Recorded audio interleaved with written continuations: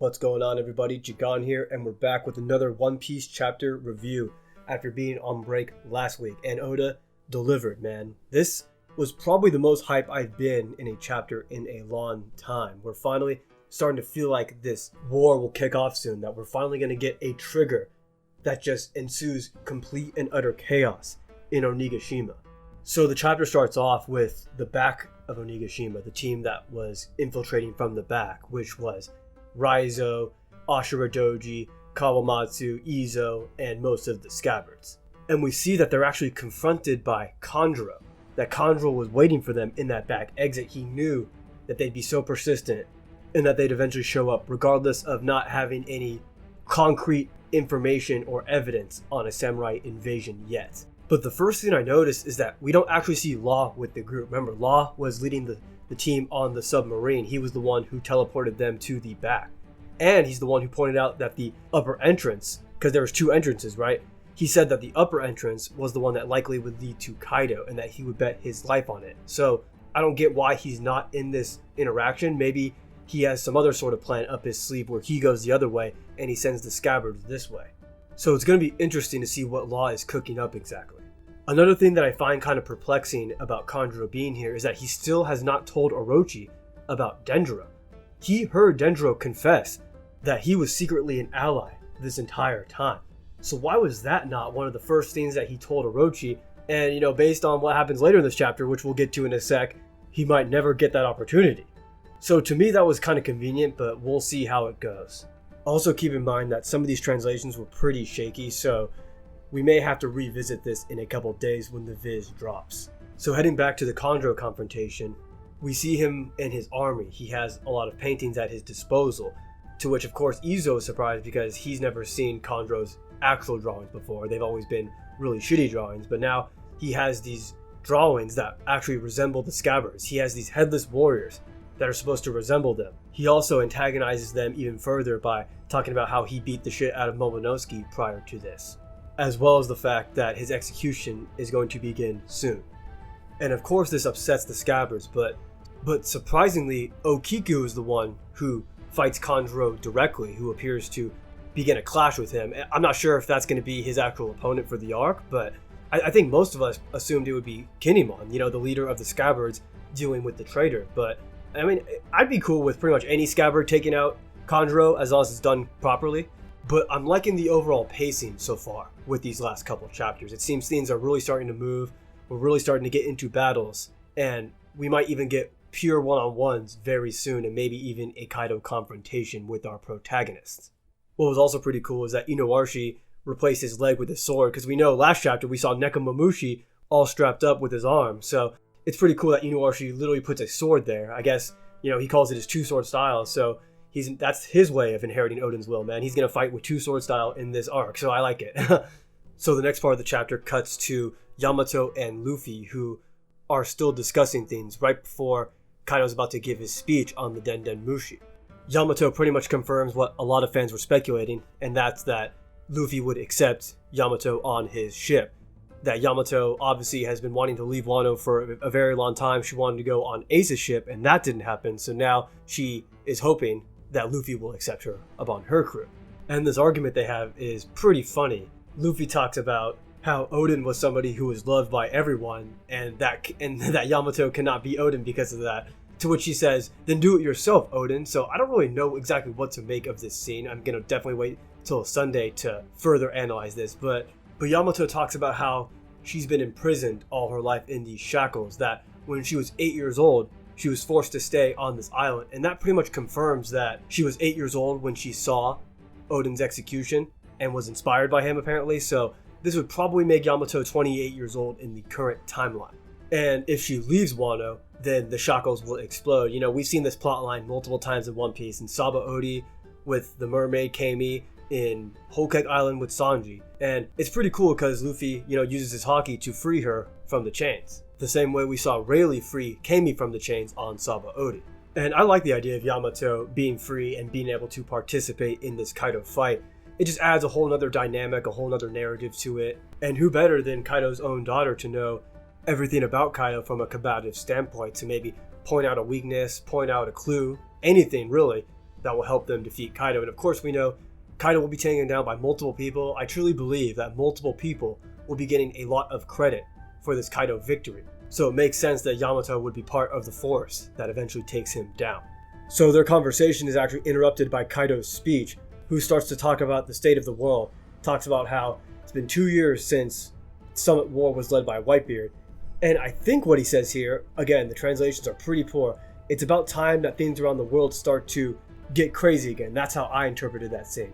He talks about how the Marines now have SSG to replace the Warlord system, and that now with the alliance of himself and Big Mom, that they are going to try to acquire the ancient weapons and eventually find the One Piece.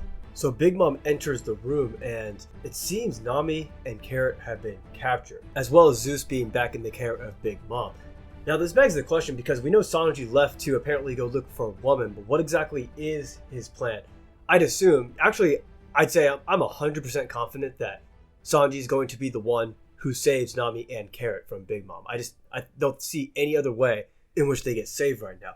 Unless Sanji's doing something else, maybe it's like a situation with the Gates of Justice where he goes off on his solo mission, but I think it might be a little too early for something like that. I think he'll save Nami and Carrot and probably join in on the fights, and then his secret solo mission will probably come later in a more climactic part of the arc, if that makes sense. So Kaido talks about how he's going to make Wano and the Flower Capital specifically a lawless zone for pirates, right? It's out of the reach of the world government. It's basically a natural fortress surrounded by waterfalls.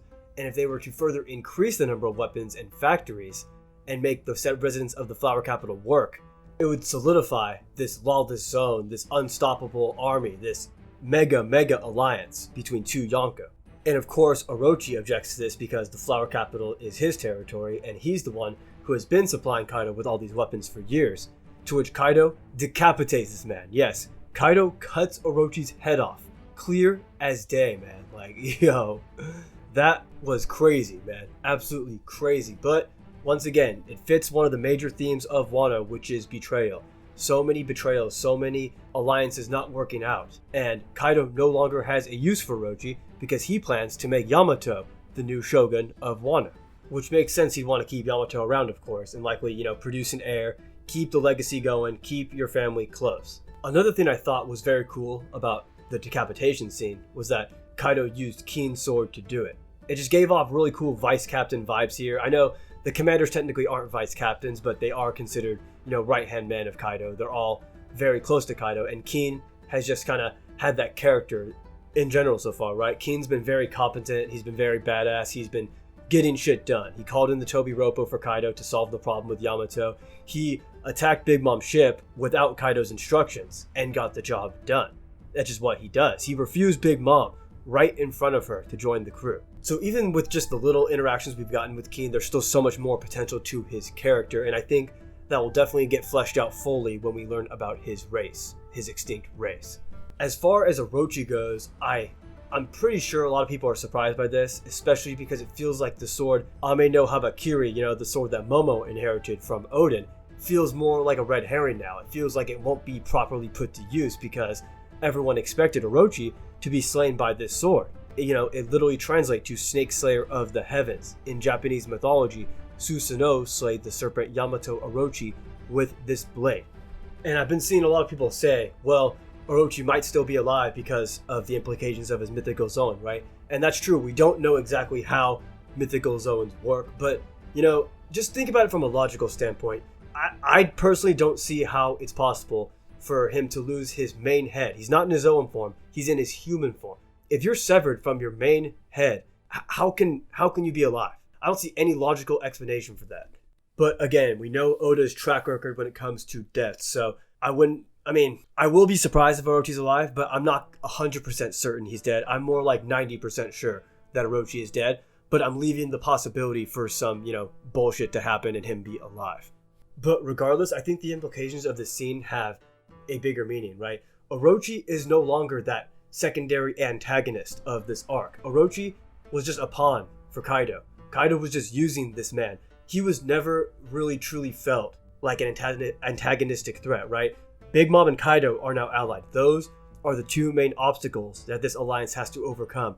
Orochi is not that, and Honestly, he's never been that. The Scabbards were screwed over. The Scabbards and Oden were screwed over by Orochi's schemes and techniques for years, right? So much shit went down with Orochi.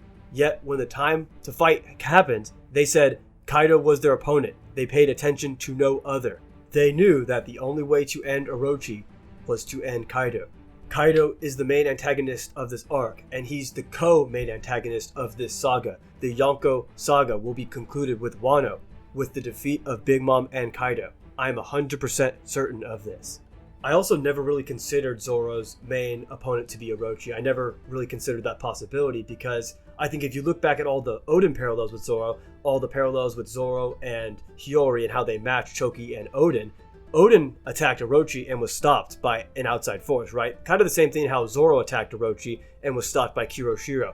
That parallel has already been fulfilled. There was never going to be a rematch. And we know what happened after Oden attacked Orochi. When the main battle came, he led the Scabbards in battle against Kaido, and I truly believe that a scene like that with Zoro is coming up. I think that eventually the Scabbards that Zoro will earn the respect of the Scabbards and lead them in battle. Of course, Zoro won't be the only person to fight Kaido. That'd be stupid. Because Luffy, Yamato, Kid, Law, all these people are fighting Kaido. Kaido, it's going to take a lot to defeat Kaido, right? But I think this chapter should honestly open up a lot of people's eyes when it comes to Zoro's motivation against Kaido, because he does want to avenge Yasui, yes. But again, that does not happen by defeating Orochi. That happens by defeating the guy who has backed Orochi, the man who's the true villain of this arc, and that's Kaido. Another thing I want to mention is that we've seen a lot of Yonko ask the right-hand man to join their crew, right? We saw Shanks ask Marco to join his crew when he walked upon Whitebeard's ship. We saw Roger literally beg Oden to join his crew in front of Whitebeard. We've seen Big Mom ask Keen to join her crew. So I definitely think a moment like that is happening with Zoro and Kaido in this arc. I think Kaido will probably try to recruit Zoro. I mean, he tried to recruit the other supernovas as well. You know, Killer, Kid, Luffy, Hawkins, and them. So I definitely don't think Zoro would be the only supernova to which that doesn't apply to. And then, of course, if you factor in the right hand attribute, like I just mentioned, it just increases the likelihood even further. And I think Kaido might have a moment where he recognizes the sword Enma and maybe is impressed by the fact that Zoro is wielding that sword and wants to recruit him. I also think that could happen with Yamato. I think Yamato will recognize the Oden sword because why wouldn't she? She's the biggest Oden fangirl. And whether she reacts with disdain towards Zoro or if she reacts impressively, I definitely think we'll get a reaction of some sort. And stuff like this may happen as soon as next chapter because, like I've mentioned probably 3 or 4 times in this video, the trigger is coming, right? Something that's going to explode and cause chaos and mayhem. And this execution has to be it, right? Somebody's going to save Momo. We don't know who. It could be Luffy, who's running there with Yamato right now, even though they are being chased by the Flying Six, though. The Flying Six have been summoned, so they might be occupied with that. Zoro would definitely want to save Momo, right? We've got Hyogoro in the crowd, and we've got the Scabbards who are being occupied with Kondro's forces in the back. So I'm still betting on the idea that Zoro will save Momonosuke from his execution. Another wild card is possibly Sanji. He might come out of nowhere. Who knows, right? I do think that it's probably going to be him saving Nami and Carrot, but we'll see.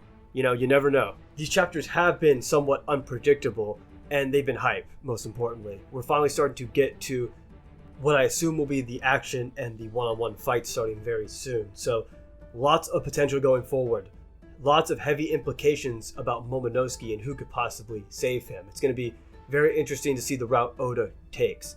So how are you guys feeling about this chapter? How did you feel that Kaido supposedly killed Orochi? Do you think his character had more potential to serve, or do you think this betrayal was well executed? And what do you guys think about the next coming chapters? Let me know in the comment section what you guys think. I appreciate you guys checking out this review. Much more One Piece content coming soon. Make sure you like and subscribe so I can continue to grow this channel and continue to provide the best content that I possibly can for you guys. Make sure you all stay safe out there and have a great rest of your day. I'm Jagan, and I'll see you next time.